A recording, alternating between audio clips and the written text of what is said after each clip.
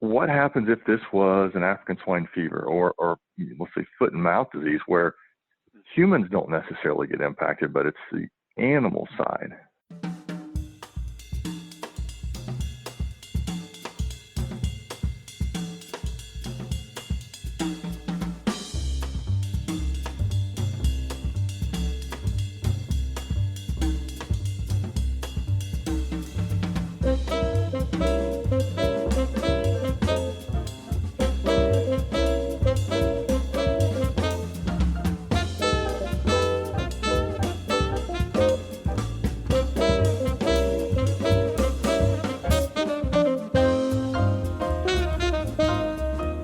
Something to Chew On is a podcast devoted to the exploration and discussion of global food systems.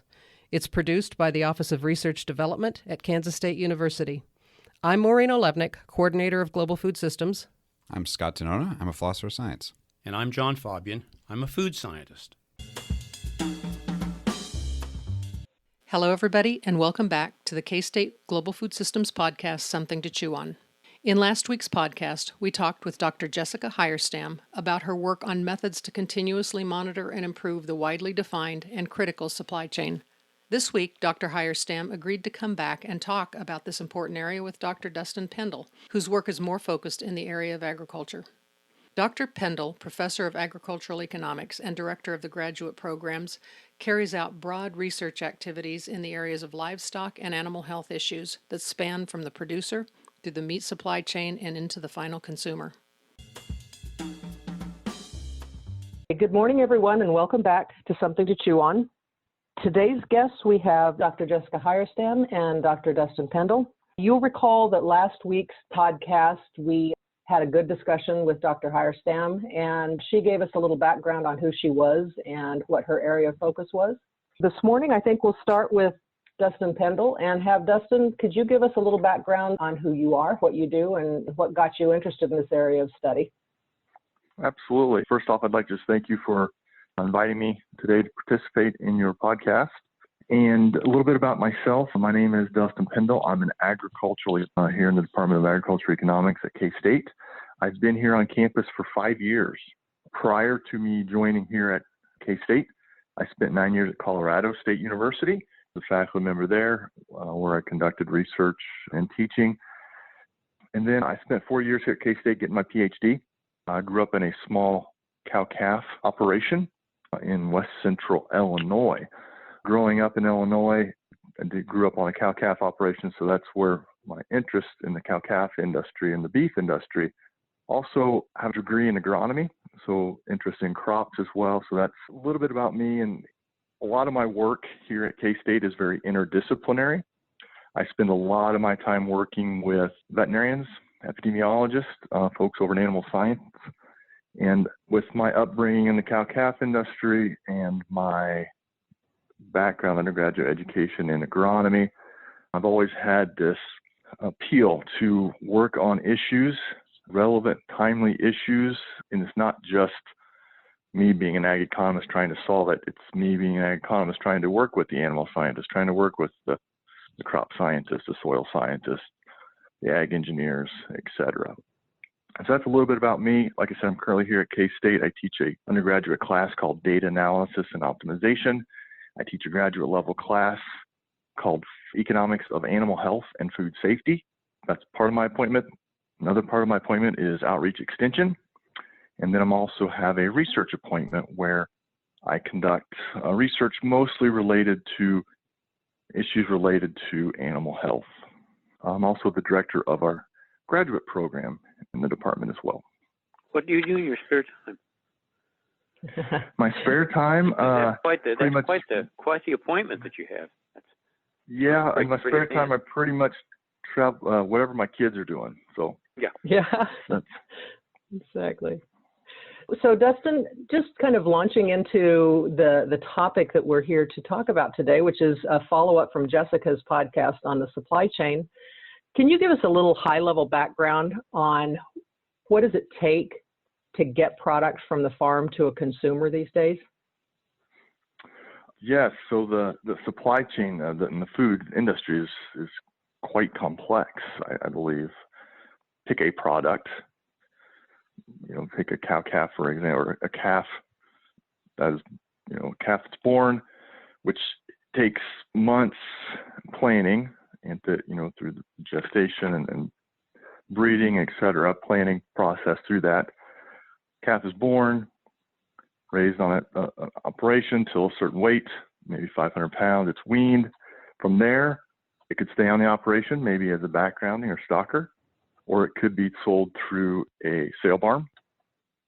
And then it could be taken to another farm, potentially raised for a while till it gets to a certain weight, maybe 6, 7, 8, 900 pounds. From there, it could be sold again through a sale barn, or it could be taken to a feedlot. It could be put on feed for, 120 to several hundred days, a couple hundred days. From there, it goes to the processing plant where it's processed and made into a whole bunch of different, pieces. From there, it could be shipped either locally in the U.S., internationally, maybe to the warehouses where their distribution. It could be further processed once it gets to wherever it is. Then that could go into the retail outlets, or it could be diverted to the food service. And of course, at every step along the way, you've got other actors or other players, whether it's transportation, other people providing inputs into this food system. And that's just one particular example using beef industry. Every industry is going to be slightly different. You've got perishable, Sure. non-perishable products. And so there's a lot of different complexities, I guess. A lot of steps there. could- Yep. A lot of steps. One of the things that we'd been talking with Jessica before was about individualized decision-making versus kind of top-down organization. And one aspect of that also is how many different paths there are through systems and through supply chains, like you were just discussing, and how centralized they are. So could you say something about, or Jessica jump in sort of about in general, how centralized these chains are, or how, right, versus how local they stay, or say something about all that. Sorry, that's a lousy question, but I guess you get what I'm asking. So thinking about this, I kind of hears maybe this concept of centralized versus decentralized, if you're talking about your individual actors. If we think across time, we've started to see a lot more the structure of maybe certain industries in ag where they become more consolidated. As an example, over the last, 2 decades or so, 80% of the beef industry, 80% of the animals slaughtered are controlled by 4 companies. And so the structure has went from a number of maybe smaller packing plants to a few really large individuals. Maybe that's becoming more centralized. Now, I think people, you want to ask yourself, why is that happening? What are some of the benefits and what are some of the costs of that? Thinking about some of the benefits, we see probably a lot of it comes back to cost.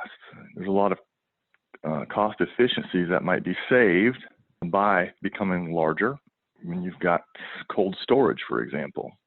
That's just as one example. When you process a beef, you have to keep that beef in a cooler after you've done that. And so the more animals or the more pounds of meat you can run through that cooler, you're going to lower those average costs. And so I think as we've seen across time, the structure of the industry change. Again, I'm using just the livestock industry. I think costs have driven some of that.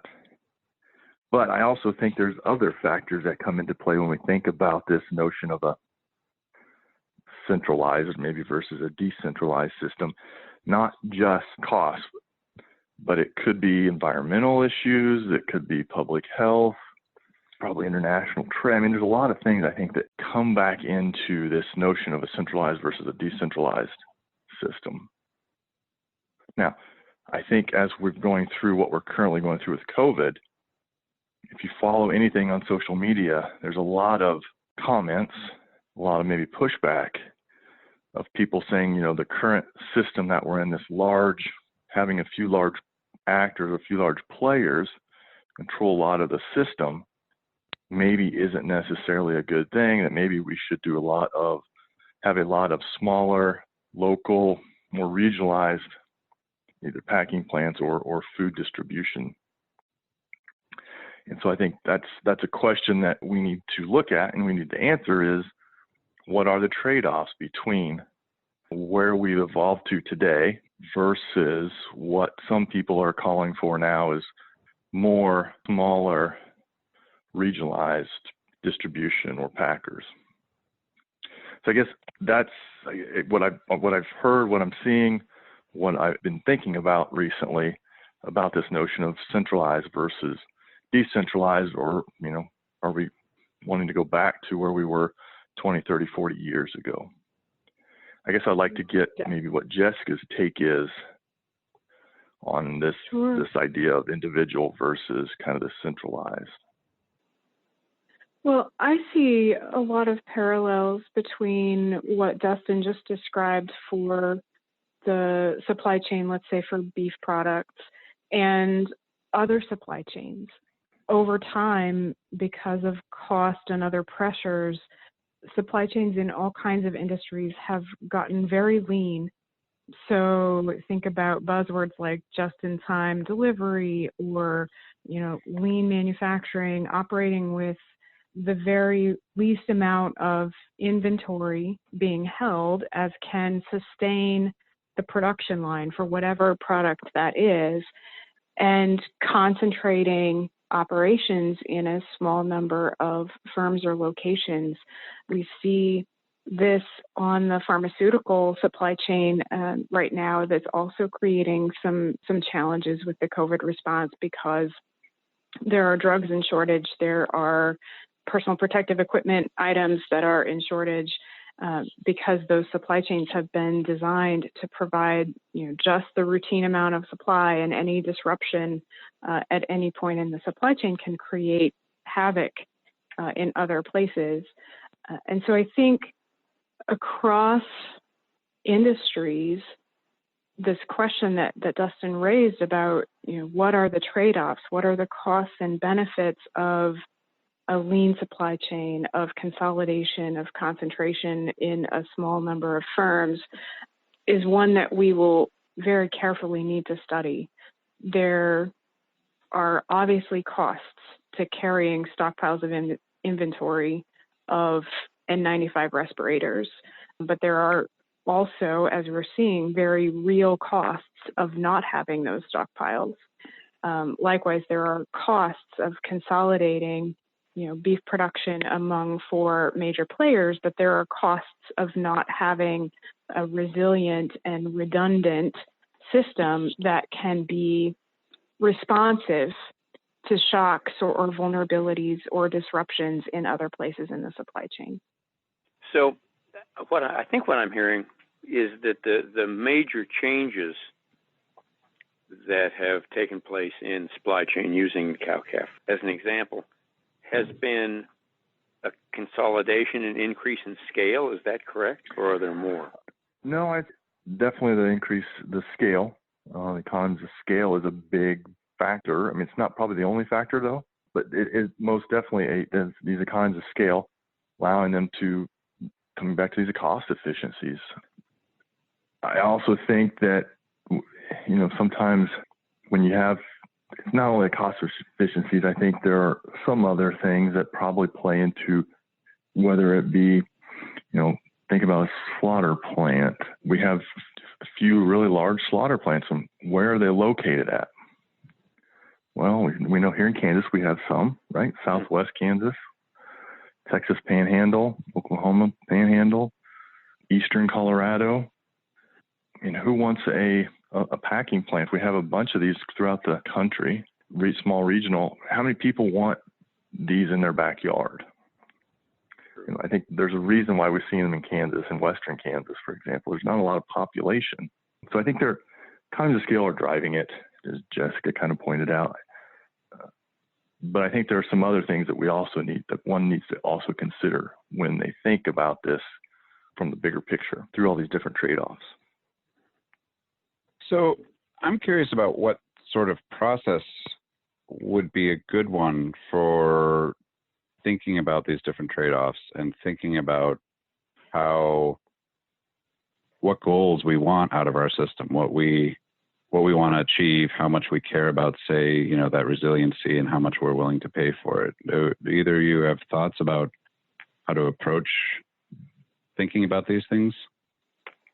I think modeling is a great tool to be able to examine different system designs and understand the trade-offs and dialogue with stakeholders about the trade-offs. So I think there are two really important components to considering what a next generation supply chain might look like. The first is understanding the perspective of all of the stakeholders and understanding, what does each one want out of the supply chain, or what's not working in the current supply chain. If you talk to cow-calf operators today, they're very concerned about concentration in the packing part of the supply chain. They're very concerned about being able to sell their animals for a fair price. If you talk about the packers, obviously they're very concerned about the welfare of the workers, the continued operations, being able to sell their product as well. And so and then of course the consumers interested about what prices they're paying at the grocery store, the welfare of the workers, the safety, health of their communities, and so forth. So understanding what's working or what's not working in the current system, and then taking that to a model to represent, what are the costs and the benefits if we configure the supply chain in this way? What are the costs and the benefits if we configure it in this way? Now, I'm not an expert in policy or markets or economics, and so there are also some social science aspects of enacting those changes that need to be accounted for as well. And so I think, what Dustin said at the outset of these challenges are interdisciplinary is going to be absolutely critical to us re-envisioning what supply chains can look like. Just to add to that real quick, I agree we need to talk to the stakeholders, figure out, first of all, who are your stakeholders? It is going to be your producers. It's going to be everyone throughout that entire supply chain, all the way to your final consumer, and figure out what are their wants and their needs. If you take a look at any research that has looked at what consumers want in the food side, there's generally 3 or 4 attributes that always come out on top. Price. They want, food that is affordable. Here in the United States, I believe we spend less than 10% of our disposable income. I think it's down around 6 or 7% of our disposable income on food. You compare that to some of your third world countries, some developing countries, they might pay upwards of 50%. 50% of their income, their disposable income, is spent on food. So price is one of the attributes. Generally, food safety, safe, tasty, and nutritious are your other attributes that consumers typically want to see. But then I also think you need to take into account what those producers and then all your other actors throughout that supply chain is. Jessica brought up another good point about modeling. Right? Rather than trying to change the system and then we'll figure out what all the impacts are, we could use the modeling that Jessica talked about. And that can give us a better idea of what would work, what wouldn't work, how much would those costs be by changing the various systems. That way it gives us a better idea of kind of those benefits and costs that we've talked about. And so I agree with what Jessica said there in terms of thinking about how might we go forward with the supply chains.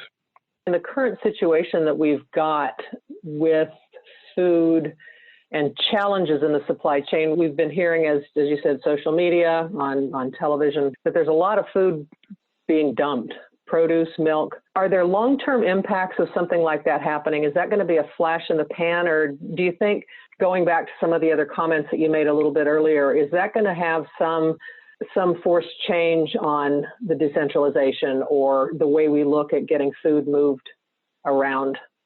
Well, what I think in the short term, what that is doing is you're starting to see that show up on social media, whether it's Twitter, Facebook, et cetera. And I think that's really upsetting some people. And I think those could be vocal, could be asking for change. We start to see possibly some of our policymakers starting to do investigations, wanting to know more. What should we be doing different? How we should be doing different? Which kind of leads back to that last question that Jessica talked about. Maybe we should look at what a different structure would look like and take a look at those costs associated with possible different structures. And so there's a lot of things, I guess, that one could think about in this.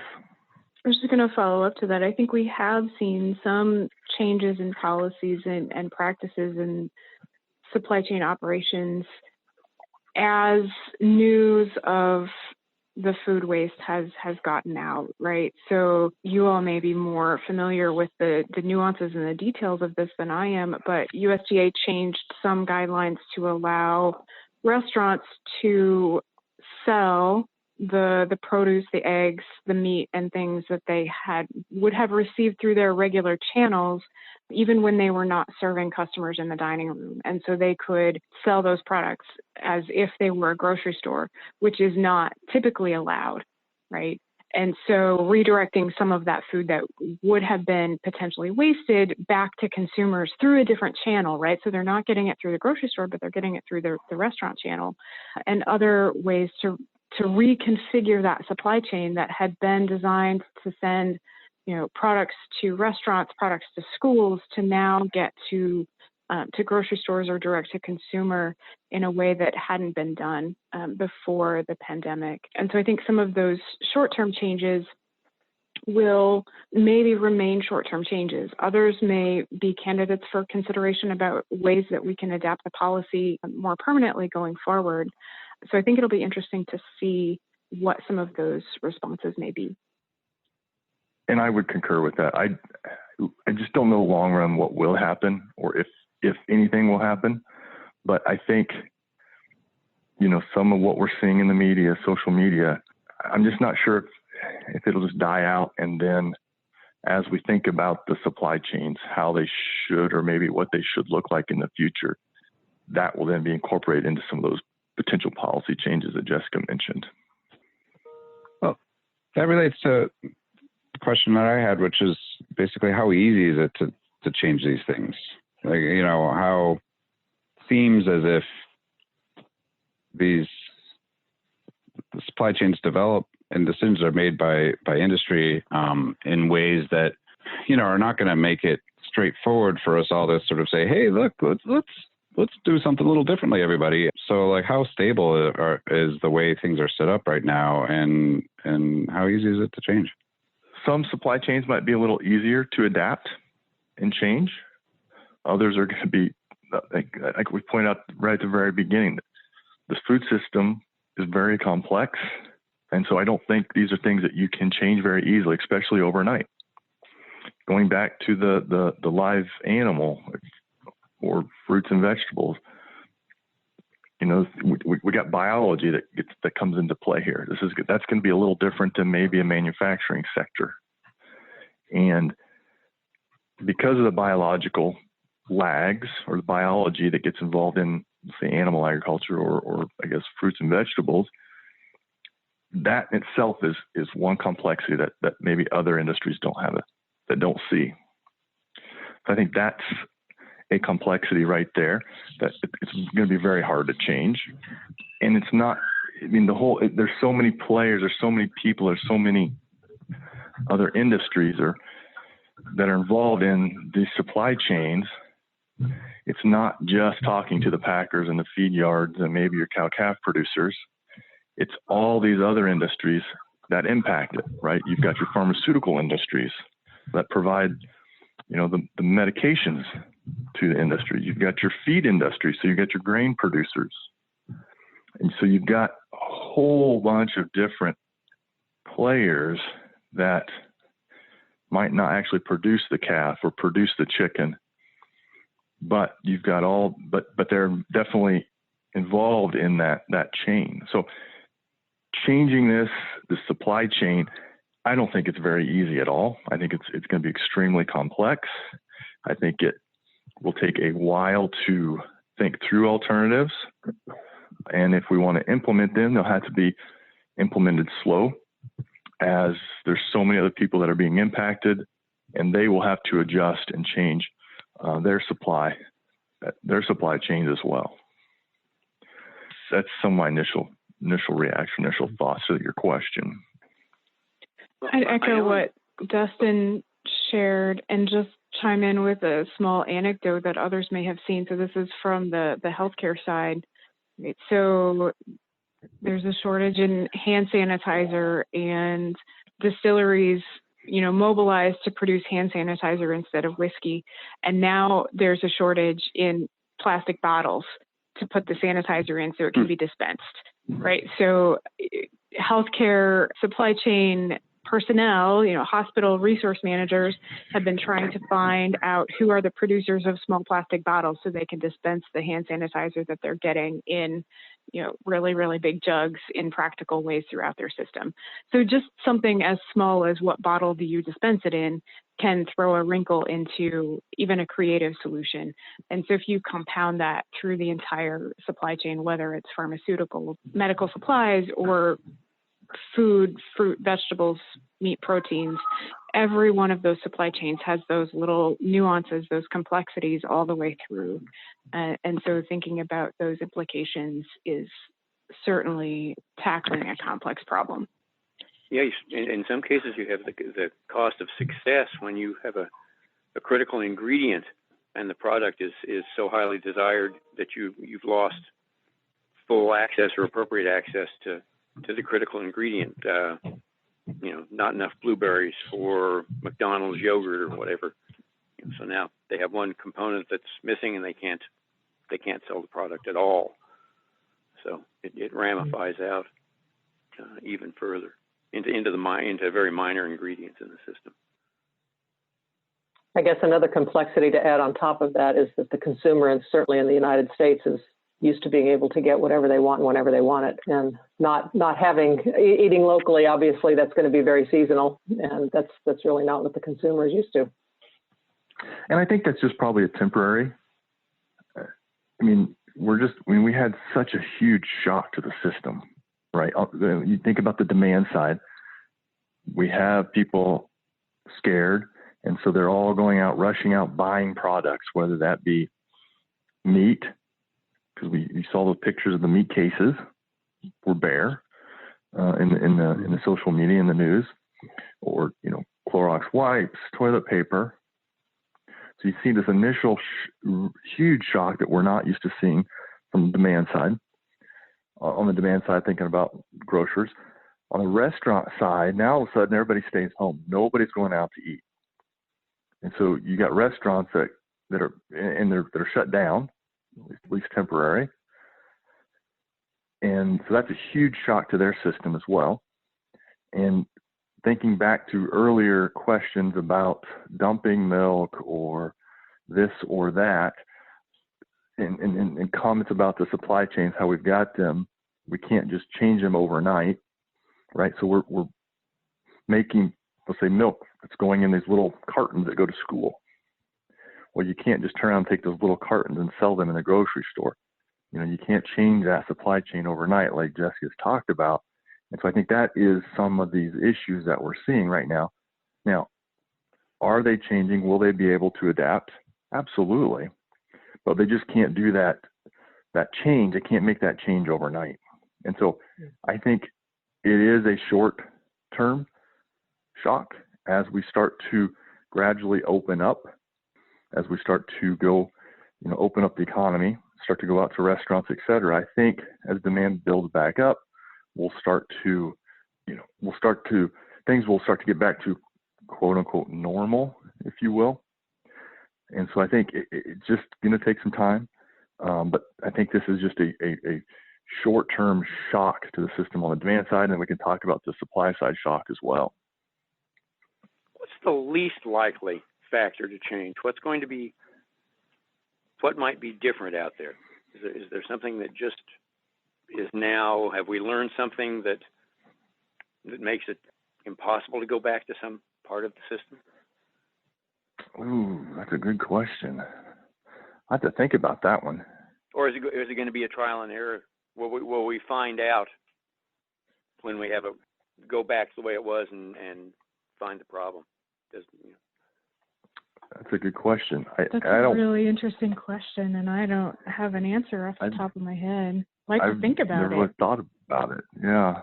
Yeah, I've been pondering it as well in a different context, in the context of the spice industry, if you will, or the flavor industry.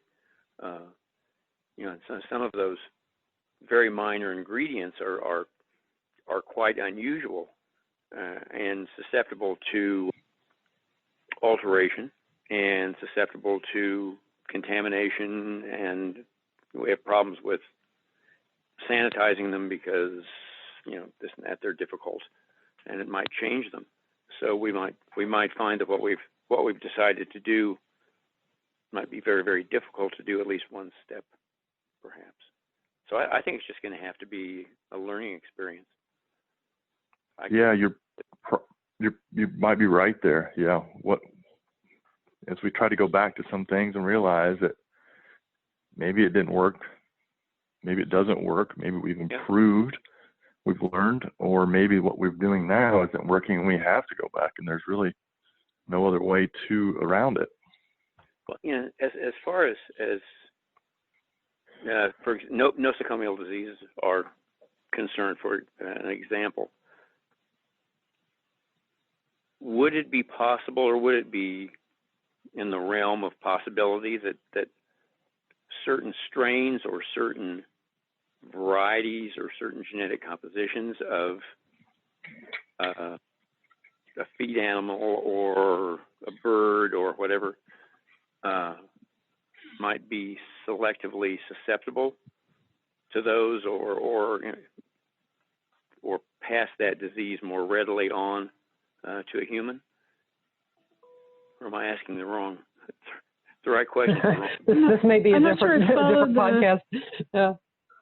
Yeah, you might want to leave that to an epidemiologist or to public health, not an economist.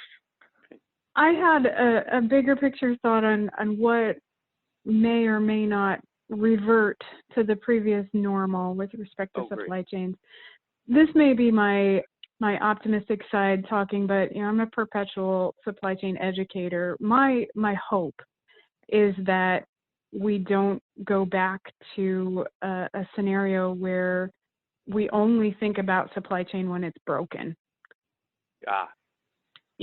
So now everybody knows about the disruptions in the food supply chain, in the Lysol wipe supply chain, in the PPE supply chain.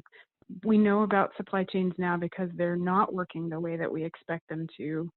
I may be overly optimistic, but I hope that we continue to think about supply chains and how they impact our lives, and I hope that people get excited about solving those problems. Do you think there's ways in which we can be more attentive to different kinds of risks to the supply chain coming on now? I mean, I don't know that much about this, but I have the sense that, right, I mean, farmers are sensitive to the possible diseases that their animals have and their crops have, right? And so, when we've thought about, we've heard about bird flus, et cetera, before. I mean, sort of from the general population side, I think, we worry about the transfer over to humans and we're all going to get sick, but we're also, aware that the ag industry is worried about this with respect to their animals, and then sort of, crop diseases, et cetera, the same, right? But now we're looking at, and that would disrupt, right? Sort of like a major disease amongst, right, amongst livestock, we know that's going to disrupt, right, the ag industry, right? But we haven't, it seems to me, been like attentive to like how major things like this economically would shift, right? So people getting sick, right, would totally mess up with the supply chain this kind of way, right? Does this just raise like new issues that we haven't been attentive to and maybe thinking about enough, or are these things people have been thinking about and then just like we weren't ready for it? That's a really good question. question that I've asked myself over the last 2-3 weeks is we're talking about, we're seeing COVID-19, which is a human, and animals aren't impacted. They are being impacted now because we've seen that the bottleneck with the packing plants not having a labor force to keep their packing plants open. Thus, we don't have a place for our live animals to go. And so if you see in the news how they've been euthanizing animals for welfare reasons, what happens if this was an African swine fever or let's say foot and mouth disease, where humans don't necessarily get impacted, but it's the animal side, which is exactly, I think, what you're talking about. Because it's going to introduce, I think, a whole others. There will be some similar issues that we're seeing now, but I think it's going to open up a whole lot of other issues that we haven't experienced from the fact that you're going to have a whole bunch of animals that are sick. So we're going to have to think about depopulating potentially lots and lots of animals. What do we do with those animals? Some of the things I think that could be similar is, we've seen the federal government and maybe state and local governments as well pass legislation that provides relief, economic relief, stimulus funds, I guess you could say. So that would be something similar. I could see that happening already on maybe if it was a different disease, helping out maybe producers who are losing livestock, which I think we're seeing that now. So I think that could be a similarity. I think you're going to probably see similar issues in the supply chain, except now there's just not enough animals going into the supply chain. So there's not enough animals, bid up the price. So prices, I think, at the retail level will be could be pretty high. We could start to see issues with international trade, where maybe we're wanting to import more, but at the same time, maybe some people don't want to, maybe they don't want to ship product out of, maybe they're scared. It's an interesting question, I guess. I'd have to think a little bit about all the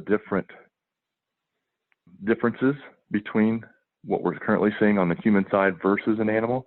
But absolutely, I think you're going to see there will be a number of things that are the same, but there will be certain, maybe it's disease-specific things that are different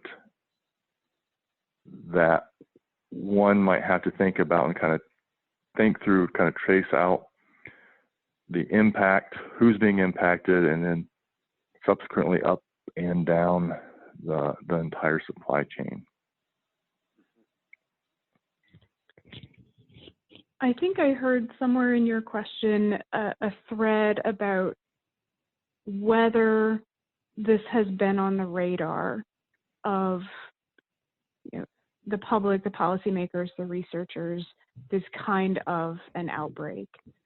Yeah. So I'll pick up on that thread. It has been. The potential for a global pandemic, whether human, animal, or zoonotic, so across species, is the subject of a great deal of research and study, much of it at K-State.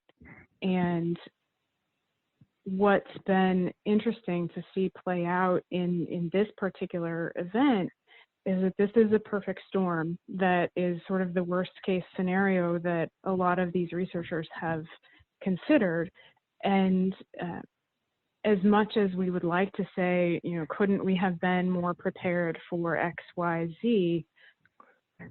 It's, some of that preparation was there. Some of it's a matter of managing the situation in the moment, and some of it is a matter of every possible scenario is playing out here in terms of impact on human health, impact on the economy, impact on supply chains, and all of those components at once. And so, yes, there has been attention paid to this, but there's certainly opportunity for us to learn, because I think, the science is pretty clear that these kinds of events are going to become more common, not less. And so this isn't the last major event, whether human, animal, or both, that we'll need to deal with. And so whatever we can learn from this event can only help us be more prepared for what's coming down the road. So now that you've had a chance to interact, you two, do you see areas that in your areas of interest that overlap that you didn't know of before, or? I think we've served on one PhD students committee who looked at kind of a systems approach, building a model. And as the director of the grad program, a lot of what we as economists do is we look at optimization. And I know Jessica teaches some supply chain classes. She's teaching a game theory class for which we've got one of our grad students that's already enrolled in that this upcoming semester. And so I think there is probably a lot more overlap on what, both on the teaching side, as I teach an optimization class as well in the spring term teaching, but I think from a research standpoint, I think Jessica and some others just had a paper came out recently, if I'm not mistaken, that looking at some agent-based modeling in Southwest Kansas, thinking in the beef industry, livestock. So I think there's some interesting things with that particular research, and I think they could easily adapt that to other parts of the industry aspect, whether it's packing plant industry or others. And so I think there are probably a lot of overlap in interests, whether it be from a teaching or especially a research side as well. Is it your sense that the work that you two are doing and how many other people, number doesn't matter, that are producing these results and these recommendations, are they being effectively communicated to the actors that can actually make a difference in for example, in the supply chain? Are we doing an effective job of communicating up and out? I think we can always do better with that aspect of research. We get excited about the results and we get excited about the student successes. And when we're able, we also engage with stakeholders to make sure that we're informing our modeling and our research at the front end and evolving with their feedback through the middle and delivering those recommendations out. But I think that those pieces always can be improved. That's my perspective. And that's a priority of mine in my current research going forward, just partnering with state and local health departments and so forth. But there are challenges in that as well from the perspective of what's appreciated and rewarded in the university structure, but also just the bandwidth of the practitioners and finding the ways to engage that are best for them. And I think, Extension does a lot better job of this in terms of engagement than other parts of the university. And to follow on that, if we go back and look at maybe 15 years ago when I started to where we are now, there was a lot of emphasis on you just got to publish in your top end journals, work with other economists. Fast forward to today, it's all about, are you having an impact, not necessarily in a top journal, but who are you helping? And one way to look at that is, if you're going to try to solve real world problems, you work with economists, engineers, and maybe a veterinary epidemiologist. And so I think we're starting to see a lot more of that. I think we can do better, as Jessica pointed out, but I think we have seen a lot of that, in my short 15 years at the university.